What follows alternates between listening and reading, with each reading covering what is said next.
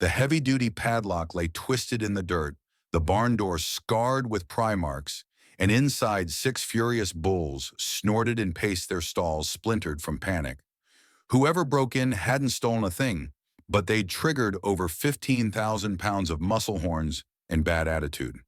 And when I saw the fresh tire tracks leading straight back toward the HOA trail, I knew exactly which two cowards had finally crossed the line. You ever move somewhere to get away from it all? The traffic, the politics, the noise, and then realize the nonsense just follows you wearing a different badge and carrying a clipboard. That's what happened to me when I retired from the fire service and bought 12 acres of peace just outside the limits of a neighborhood called Wellington Ridge Estates. I wasn't interested in manicured lawns or bake sale committees. I wanted space, quiet, and a place where I could raise a few bulls, fix up tractors, and watch the stars without a damn soul telling me my porch lights were the wrong wattage. I thought I found that peace until Edmund Blake showed up. Now I didn't live in Wellington Ridge Estates. Let's be clear. My land bordered the very edge of it, but legally, geographically, and spiritually, I was a world away from their uniform hedges and zero-scuff driveways. I made that clear when I bought the property zoned agricultural outside any HOA. I put up proper fencing, reinforced the barn, and installed big clear signs, private property. No trespassing, no exceptions. The barn sat about 60 yards from the property line, a little weathered maybe but strong.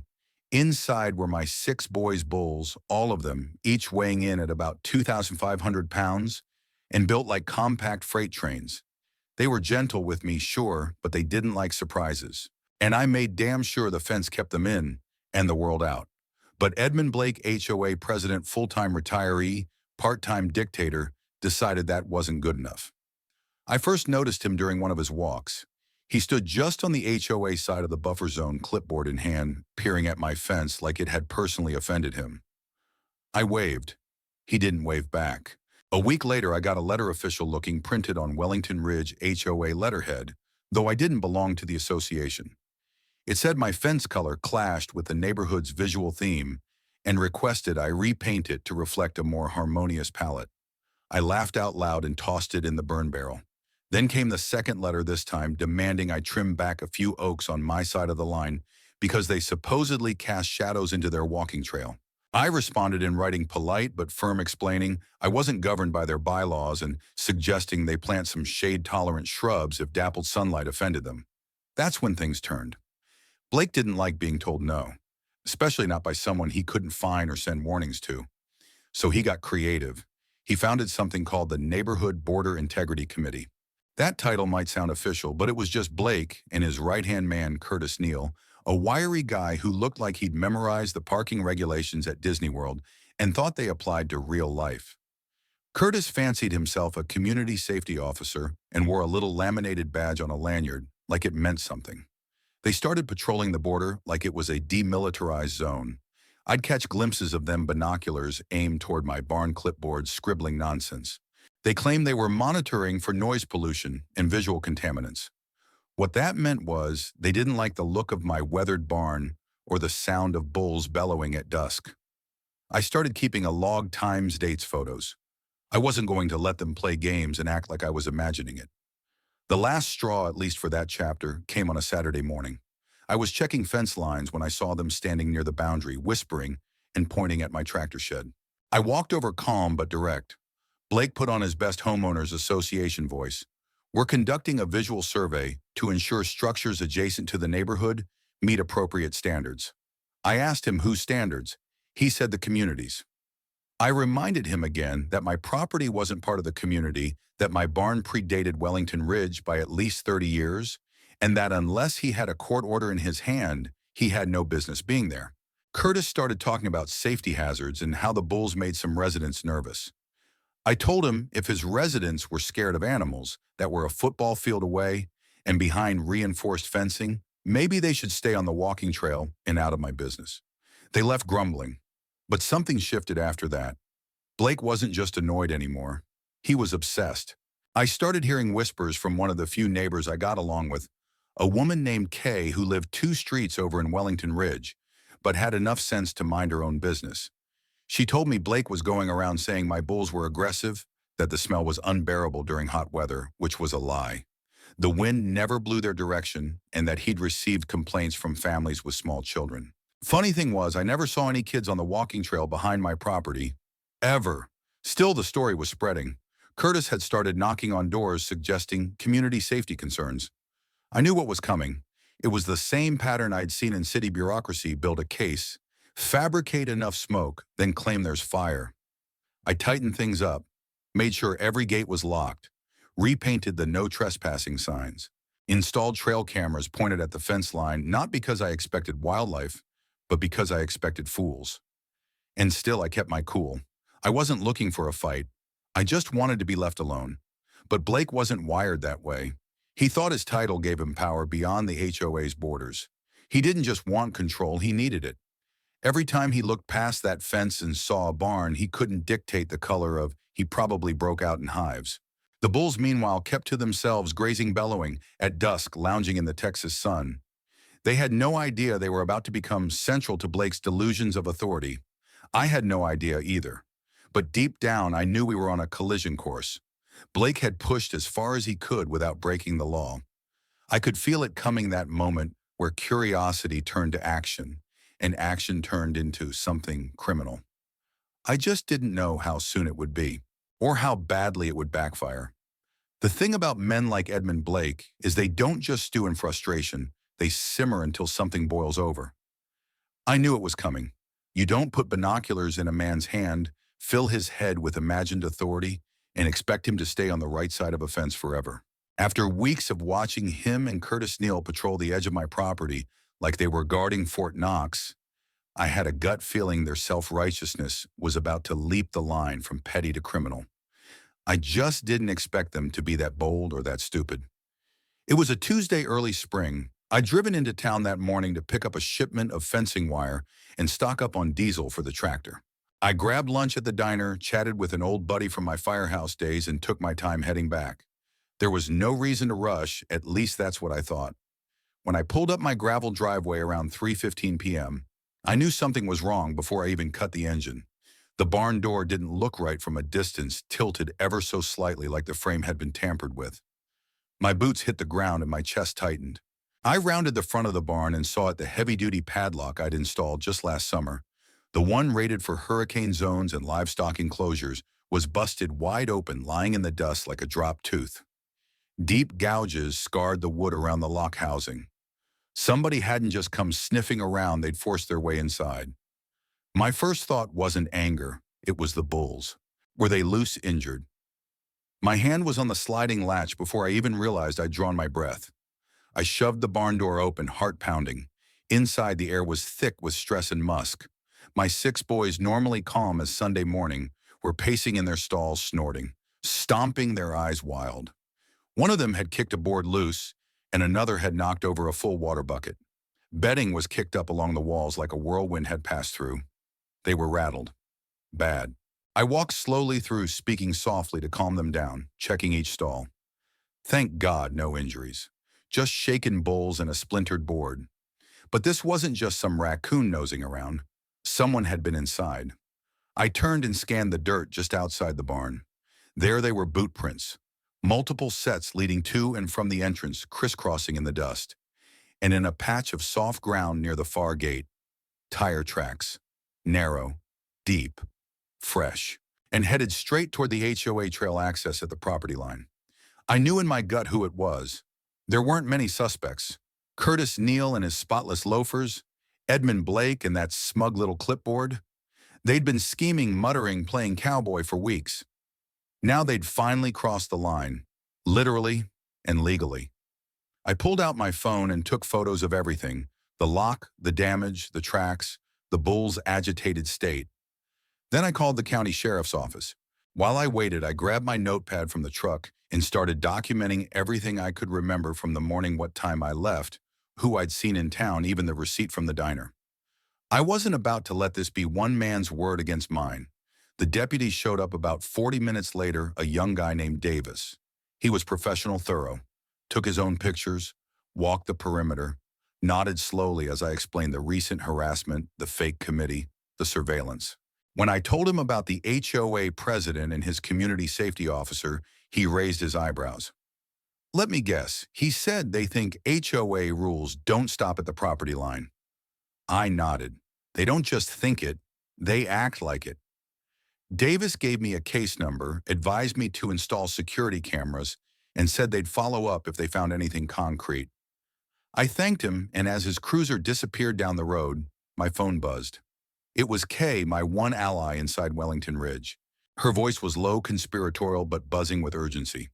Tom, she said, you're not going to believe this? I just saw Blake and Curtis come back through the clubhouse parking lot. Curtis was limping, and Blake looked like he lost a fight with a tree. Twigs in his hair scratched down his face covered in dirt. They were arguing about something real heated, said something about bulls. That was all I needed to hear. They'd been inside my barn. They'd scared the bulls, probably tried to walk in like they owned the place, and the bulls, bless them, did what nature designed them to do. They didn't have to charge. One snort, one stomp, one head toss was all it would have taken to send two HOA paper pushers running for their lives. I spent the rest of the evening compiling everything: my photos, the deputy's card, my notes. Then I sat down and called an attorney. I found a local property rights lawyer who knew HOA overreach like the back of her hand. We met the next day. I laid out the entire situation: Blake's harassment, the letters, the fake committee, the break-in. When I showed her the tire track photos and told her about the neighbor's eyewitness account of their injuries, she leaned back and let out a slow whistle. This isn't just trespassing, she said. This is criminal mischief, destruction of property. And if they were injured during an illegal entry, that's on them, not you, especially with animals secured in legal enclosures. I asked about HOA insurance, whether Blake and Curtis could hide behind it. She shook her head. Most HOA directors' insurance has an exclusion for intentional criminal acts. If they did this off the books, the HOA is on shaky ground. And if the board didn't approve this little field trip, Blake and Curtis are personally exposed. That night, I drafted a formal timeline of events. Every email, every confrontation, every lie, every footprint. I included my neighbor's testimony. She agreed to sign a written statement. I wrote down the bull's agitation, the cost of the broken lock, the cracked stallboard, and started getting quotes for camera systems. I wasn't just documenting anymore. I was building a case. 2 days later, I saw Blake on the common green walking stiffly. Curtis was a few paces behind, favoring his ankle. I parked my truck at the edge of the public sidewalk and approached. Afternoon, gentlemen, I said, pulling out my phone and hitting record. Blake turned fake cordial. Mr. Granger, I had a visit from the sheriff, I said, calm. My barn was broken into, lock destroyed, damage inside, and the only people seen limping away from the edge of my property that day are standing right in front of me. Blake stiffened. We were conducting a safety inspection. Your animals were near the fence. They startled us. Interesting, I said, because the sheriff's report lists forced entry, and my barn lock was broken, and those bulls still in their stalls. You'd only get startled like that if you were inside the barn, which means you broke in. Curtis went pale. Blake's voice rose. That's an outrageous accusation. You're welcome to repeat that to a judge, I said. I've got documentation, photos, witnesses, a recording of you just now admitting to being startled by bulls you shouldn't have been anywhere near. Blake's mouth opened, then closed. He grabbed Curtis by the elbow. This conversation is over. Agreed, I said, and let them walk away limping and rattled. Back home, I ordered the camera system, high resolution, infrared, wide angle. I wasn't letting them step foot near my barn again without the whole world seeing it happen. And as the sun dipped low behind my pasture and my bulls settled down for the night, I knew exactly what my next move would be. This wasn't just about a broken lock anymore. This was about accountability.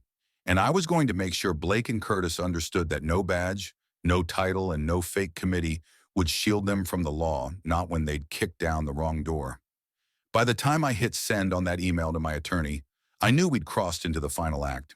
The cameras were already up the barn door, reinforced with steel bracing that could stop a truck, and every piece of evidence from photos to witness statements was locked down tighter than Fort Knox. But this wasn't just about protecting myself anymore. It was about drawing a line in the Texas dirt and making damn sure people like Edmund Blake and Curtis Neal understood that not everyone rolls over when you wave a clipboard and start quoting fake bylaws. My lawyer was sharp.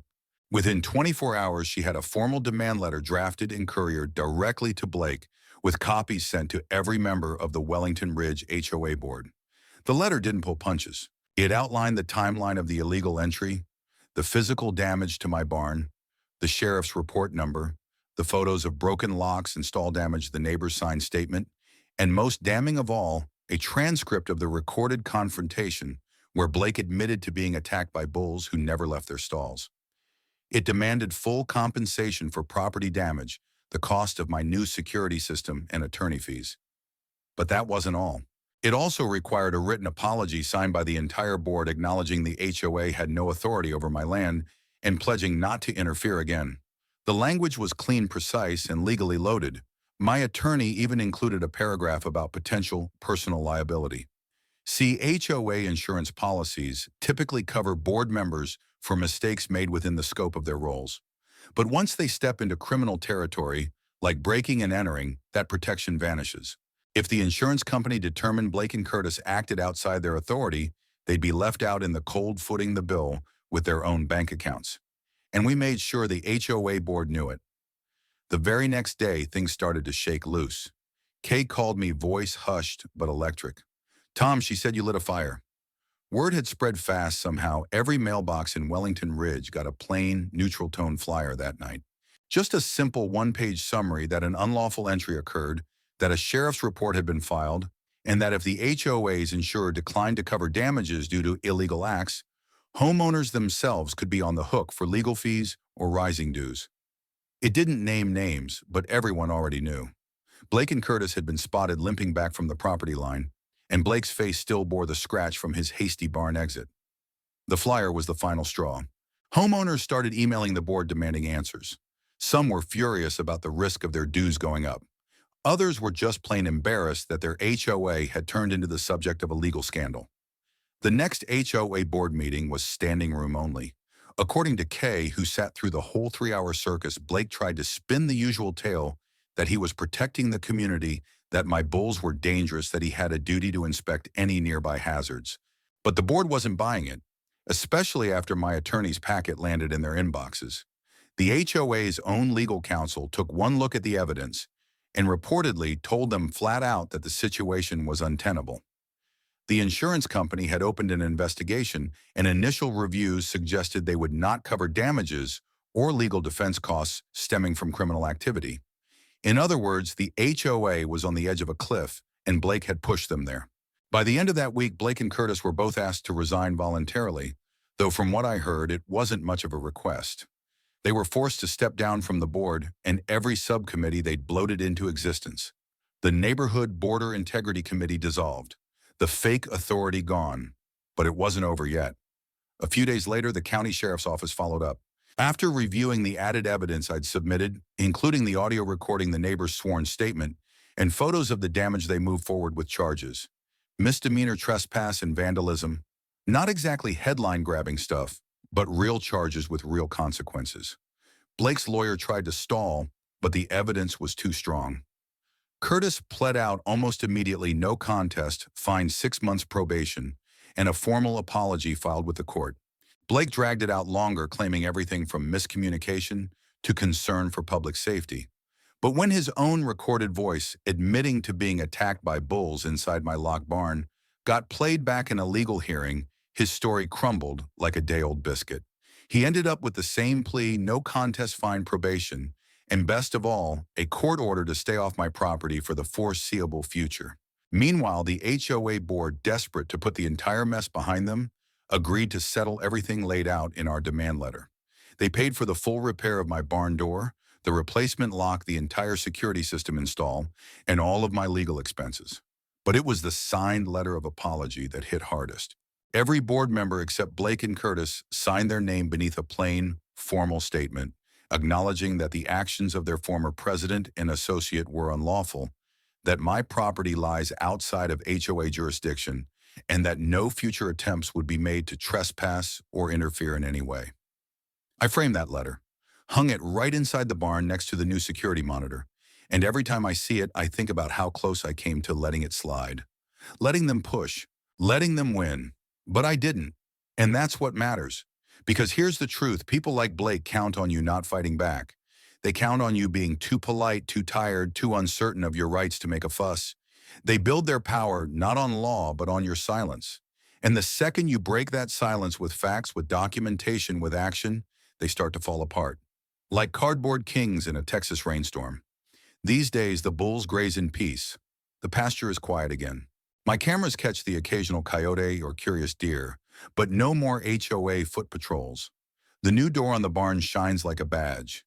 Reinforced steel welded brackets, a lock that could take a sledgehammer and still hold. I didn't just rebuild, I fortified. Because this was never just about one barn or one bad neighbor. It was about principle, about defending the space you carve out for yourself in a world that's always looking to trim it down. So if you're out there living on the edge of some overzealous HOA, dealing with a Blake of your own, remember this document, everything. Know your rights. And don't let the clipboard brigade convince you that peace means submission. Sometimes the only way to protect your land is to stand your ground.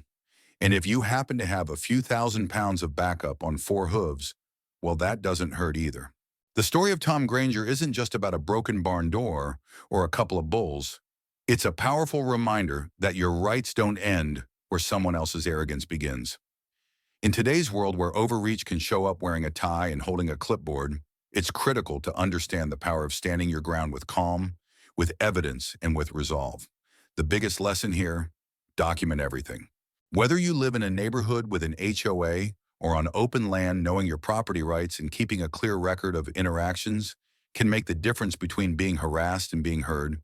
Photos, videos, emails, timestamps. These aren't just details, they're your defense.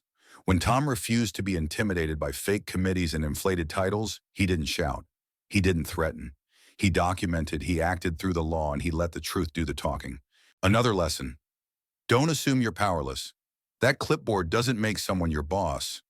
HOAs have a defined scope, and the moment someone tries to act outside of it, especially by trespassing or causing damage, it's not community management anymore.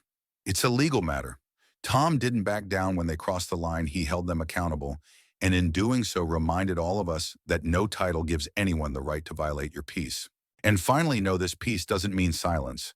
Sometimes maintaining peace means taking a stand. It means investing in security, speaking to an attorney, or showing up at the right time with the facts in hand. That's not aggression, it's self-respect. To every viewer who stuck with us through this incredible story, thank you. Your time, your attention, and your voice matter. If you've ever faced something similar, or even if you're just preparing for the day, you might let this story be your guide.